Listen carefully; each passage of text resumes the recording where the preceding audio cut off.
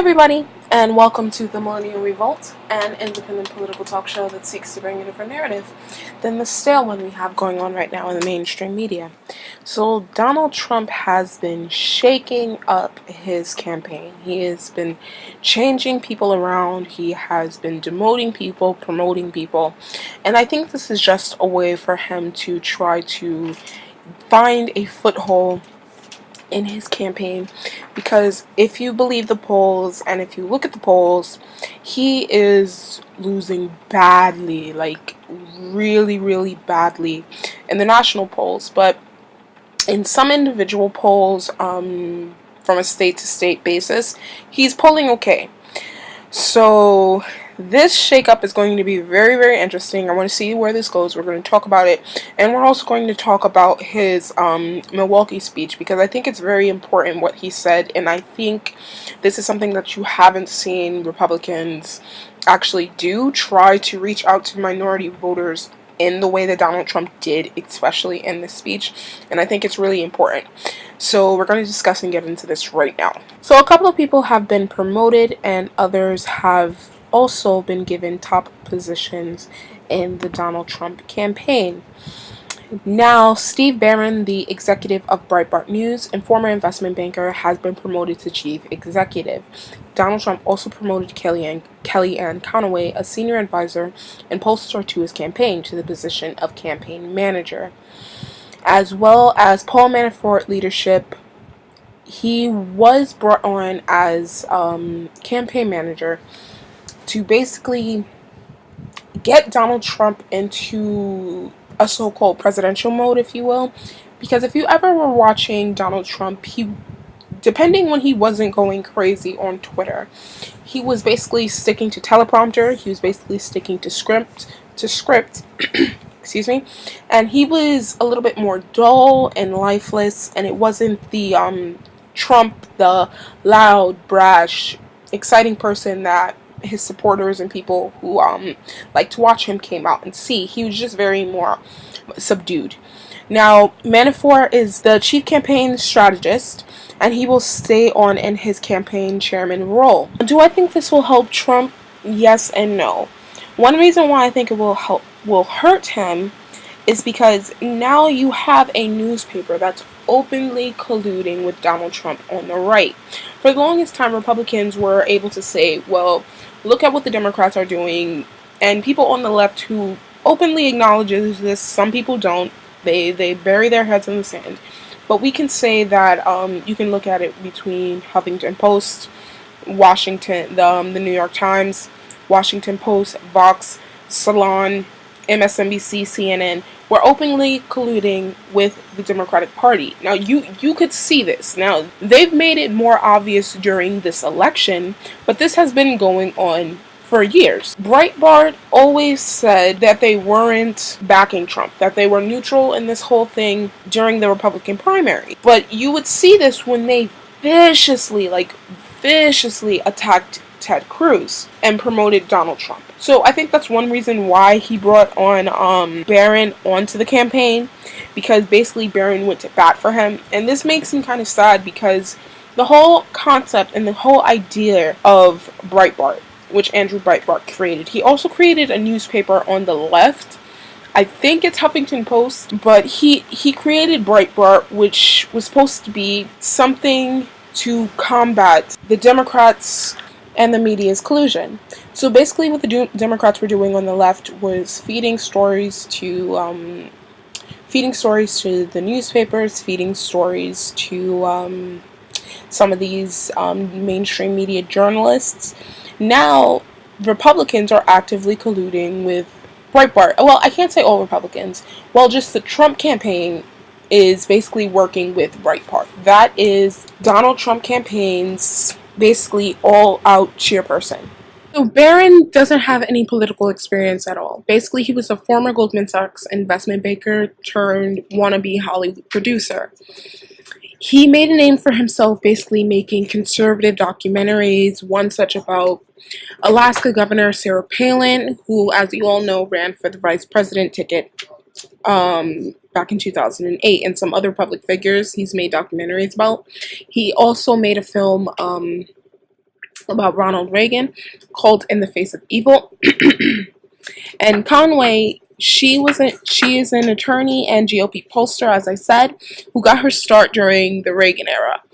She founded her own polling company in 1995 with the help of getting Republican candidates to be better connected with women. Because as you know, over the years, Republicans connecting with women, their numbers have just steadily gone down. So, do I think Trump should surround himself with yes men who will not tell him that, no, Donald Trump, you're not doing something that's not correct. Like, no, Donald Trump, you shouldn't be doing that. Basically, that's why Manafort was demoted, because he tried to rein Donald Trump and he tried to make him more presidential. And my whole thing is, you won the Republican primary, right? You need to start acting and carrying yourself in a way that is more presidential so you can win people over, so you can get people to say, hey, okay, I might not like Hillary Clinton. I may not want to vote for the other two presidential candidates, Gary Johnson, Jill Stein, voting in the race. Why don't I look at Donald Trump and see what he's offering? Now, you have to be able to do that. He has to be able to pull independents. He has to be able to pull minorities. He has to be able to pull women to his camp and make them vote Republican. Because if the Republicans lose this race, the chances of them winning the White House drops down tremendously, because they've lost since, 2008? So they really have to turn it around. And for all the anxiety on the Hill about Donald Trump, like, they really need to get their acts together. Like, if you're going to support your candidate, support your candidate. Don't support him when his numbers are high, like Kelly Ayotte did. And then now that his numbers are low and dropping, you kind of back away. Like, you need to support your candidate. Keep trying to push him. Keep trying to get voters out for him. Now we're going to talk about his Milwaukee speech, because I actually think it was a good speech, shockingly. So we're going to listen to what he says, then we're going to talk about it. By thanking law enforcement officers here in this city and across this country for their service and sacrifice in difficult times. The violence, riots, and destruction that have taken place in Milwaukee is an assault on the right of all citizens to live in security and to live in peace. Law and order must be restored. It must be restored for the sake of all, but most especially for the sake of those living in the affected communities, of which there are many. The main victims of these riots are law-abiding African American citizens living in these neighborhoods. It's their job, it's their homes, it's their schools and communities which will suffer the most as a result. There's no compassion in tolerating lawless conduct for anyone.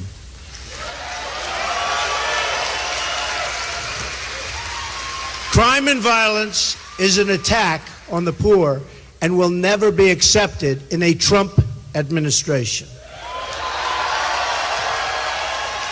The narrative has been pushed aggressively for years, and now by our current administration and pushed by my opponent, Hillary Clinton, you know, is a totally false one. You know that. The problem in our poorest communities is not that there are too many police. The problem is that there are not enough police. More law enforcement, more community engagement, more effective policing is what our country needs desperately. Just like Hillary Clinton is against the minors, she is against the police, believe me. It's the first time you've seen a Republican candidate actually talking to the African American community, addressing us, not trying to talk down to us or to pander to us like Hillary Clinton did when she went on the Breakfast Club talking about she had fucking hot sauce in her bag. Like, no one believes you. Stop lying. No, you don't. Now, the one thing I can say about this speech, about Donald Trump's speech, is that he said African American communities need more law enforcement, that law enforcement is not the problem. Now, do I think all police officers are bad? No. Do I think there's some bad apples in the bunch? Yes, there are. But we can't and we shouldn't, and we need to be very clear that we have to make this distinction that there are some police officers who go beyond the necessary protocols and beyond what should be normal to subdue a perpetrator or subdue a criminal, and just go beyond that. We really need to make that distinction and need to call out the good cops who are doing things for their community, who are trying to build community outreaches, who are trying to build trust within these African American minority communities as well. You know what I mean? Like, just, I can only speak for my community alone. My community is predominantly African American and Hispanic. And there are a lot of police officers driving around all the time. They're always around. And my community is pretty safe. I mean, it used to be bad, like bad, but it's actually gotten really, really better. And I think we need to be able to build that trust with police officers, be able to have community youth programs, be able to have the police come and talk to schools, just so you can build that trust. And I think when Donald Trump starts talking about that, I think that's important, that people be able to look at it objectively and see that crime is a problem in the African American community. Black on black crime is a real problem that needs to be dealt with. And I think that's something that he also talks about here, and we're going to take a look. Of cops as a racist force in our society, a narrative supported with a nod by my opponent, shared directly in the responsibility for the unrest in Milwaukee and many other places within our country. They have fostered the dangerous anti-police atmosphere in America and all throughout America. Every time we rush to judgment with false facts and narratives, whether in Ferguson or in Baltimore, and foment further unrest, we do a direct disservice to poor African American residents who are hurt by the high crime in their community. A big, big, unfair problem. During the last 72 hours, while protesters have raged against the police here in Milwaukee, another 9 were killed in Chicago, and another 46 were wounded. More than 2,600 people have been shot in Chicago since the beginning of the year, and almost 4,000 people killed in President Obama's hometown area since his presidency began. Not too good, that's for sure. So how are we serving these American victims? By attacking law enforcement officers. The war on our police must end, and it must end now. Okay, so especially with the Milwaukee situation, a black police officer killed an armed black man who was not supposed to have his gun to begin with. Now, whether or not you agree with the police officer's actions, that's a completely different story. But there is no excuse to riot at all. I don't give a damn how angry you are. There is no excuse for that, because the only people who hurt in the end is the affected people who live in these communities. And in Milwaukee, it's predominantly African Americans. Like, you're destroying your own neighborhoods. It doesn't make any sense. Police brutality isn't just a black problem. This is an American problem. Hispanics are affected by police brutality. Caucasians are affected by police brutality, and this should be looked at as an American issue, because it's not only African Americans who are affected by this. Black on black crime is another important aspect that needs to be looked at, because this is a predominantly African American issue that is never talked about, and it's always brushed under the rug like this is fake. It's not fake, it's real, and it needs to be talked about. Black people are killing each other at a higher rate than any community in this country, higher than Hispanics, higher than Caucasians, higher than Asians. This needs to be addressed, and we need to treat this as a real issue and stop pretending like this is fake, this is made up, this is just to divert from police brutality. No, this is an issue that we need to talk about. And also, personal life choices have to be taken into account with a lot of these situations and in a lot of these communities. People are adults. Like, you're not kids. Your decisions, your actions affect the way your life turns out. What you do affects the way your communities are and how things go in your neighborhood. Do I think racism plays in some of the way these minority communities turn out? Yes, but do I think it's an overwhelming issue, like America is so racist that we're systematically keeping blacks and minorities down? No, I don't think so. I think we also have to take into consideration the way people vote. You have to take into consideration the politicians who these people elect, whose policies are enacted, which affect these minority communities, these disenfranchised communities. These things have to be taken into consideration. To just blanketly say racism all the time does not help anyone. Do I believe that Donald Trump wants to help the African American community and the Republican Party wants to help the African American community? I don't know. I truly don't know. I don't know what goes on in this man's head. I'm not a mind reader. Historically, African Americans have always voted Republican. That's what they've always voted. It switched because of choices and decisions that were made with the racist Democrats, but that's a whole different story. Now, at least he's trying to reach out to the African American community. He's not pandering to us, trying to use social issues to get through us. He's actually addressing what's wrong, and I think that's important. And I think if Democrats actually want to address issues within the black community, they need to start addressing these problems directly. Will Donald Trump stay on message? He was actually okay during his ISIS speech. He did really good during this Milwaukee speech. Maybe it's speech writers, maybe it's him reading the teleprompter that's actually making him do better. It's been 48 hours, well, now it's been 72 hours and he hasn't said anything crazy.